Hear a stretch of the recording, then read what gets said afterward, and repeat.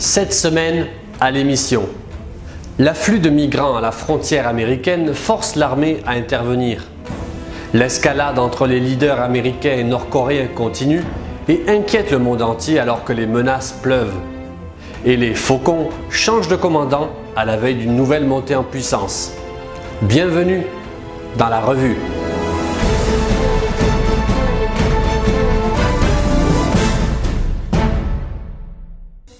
Qu'on soit d'accord avec la finalité de l'opération ou non, Bravo Zulu, la deuxième division force l'admiration.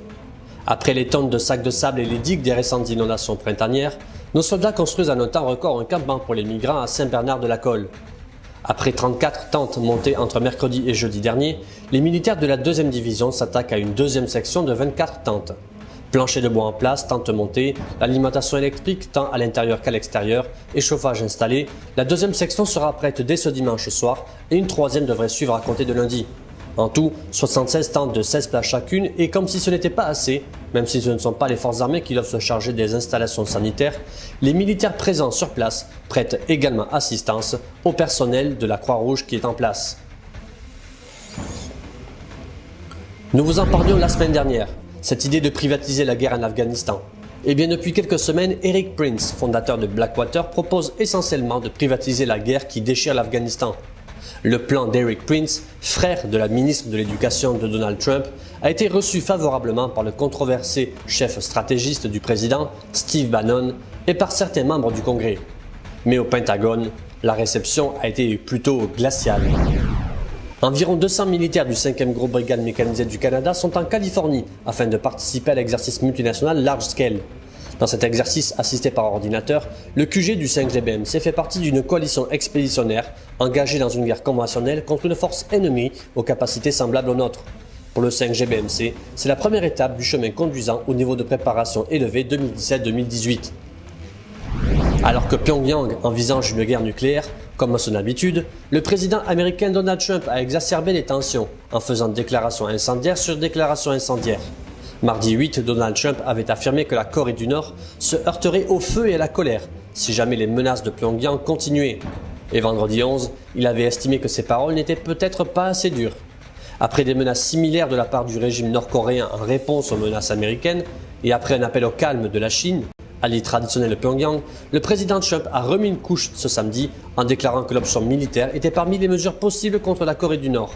Or, les prochains exercices militaires conjoints entre Séoul et Washington, durant lesquels les tensions sur la péninsule coréenne tendent à s'aggraver, commencent autour du 21 août.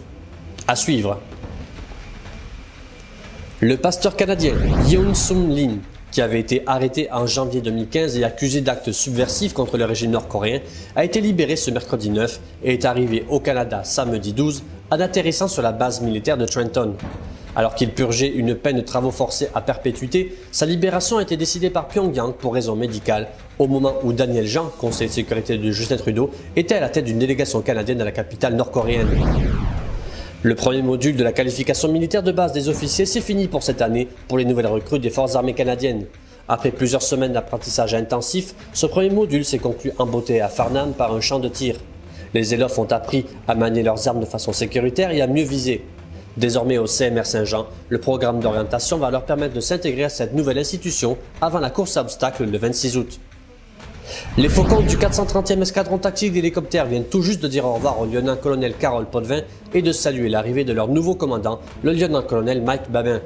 Au cours des 2 années écoulées, le 430 ETAH a multiplié les déploiements au pays et à l'étranger. Le commandant sortant a d'ailleurs reconnu avoir été choyé d'avoir eu la chance de se déployer avec ses troupes en Irak sur l'opération Impact.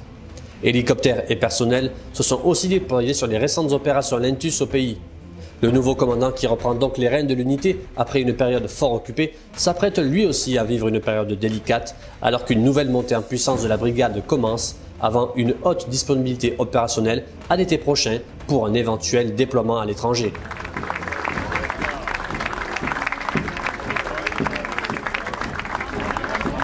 Voilà, merci d'avoir regardé cette revue de l'actualité de la semaine du lundi 7 au dimanche 13 août. Rendez-vous la semaine prochaine.